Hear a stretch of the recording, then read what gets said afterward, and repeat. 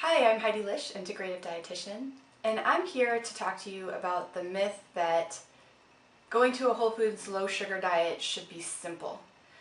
And while people that practice a whole foods low sugar diet do feel like it is simple, it is simple.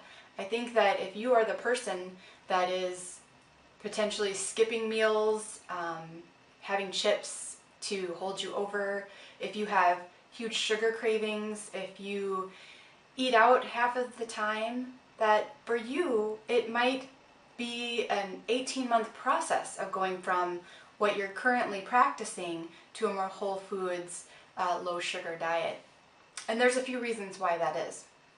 And again, I want to just give voice to the people who are in this situation where they're eating the standard American diet and they feel overwhelmed and almost like failures when they attempt to do things like eat more salads or more veggies, and somehow it's not sustainable and they go back to the more processed foods.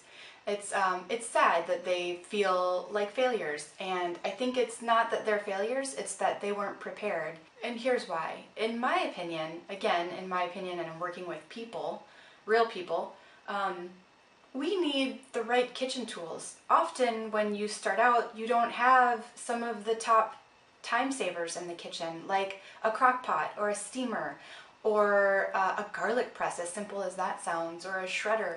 These types of tools are things that you start to collect, and right when you make the decision to be healthier, you don't have everything, and slowly you build your kitchen up with these kitchen tools. Not to mention, you have to have cooking and food purchasing skills.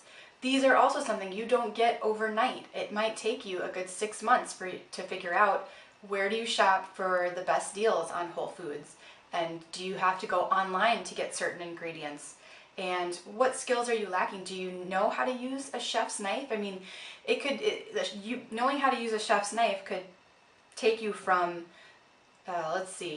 chopping up vegetables taking an hour to chopping up vegetables taking 10 minutes. That's what real knife skills can do for you. The other thing is that we need a supportive network of family, friends, maybe social networks on Facebook or whatnot, to support you. I think that that is so important. If you are the only one in your circle of friends that is trying whole foods, low sugar, it's a revolutionary act, and it is difficult alone. So that takes time to build up. And the other thing is that you have to build up your resources for inspiration, because even people like me who practice a whole foods, low sugar diet, I continually need to be inspired by articles or listening to things or seeing beautiful pictures. That inspiration makes it, helps me to kind of really enjoy all of the things that I do to be healthy. So yeah, if you are in the place where you're skipping meals or eating a lot of sugar, a lot of chips, have a hard time getting veggies in, don't feel like a failure. Know that you just need the proper guidance, inspirational resources, and that moment where you realize that you're ready. That's all I have for you today.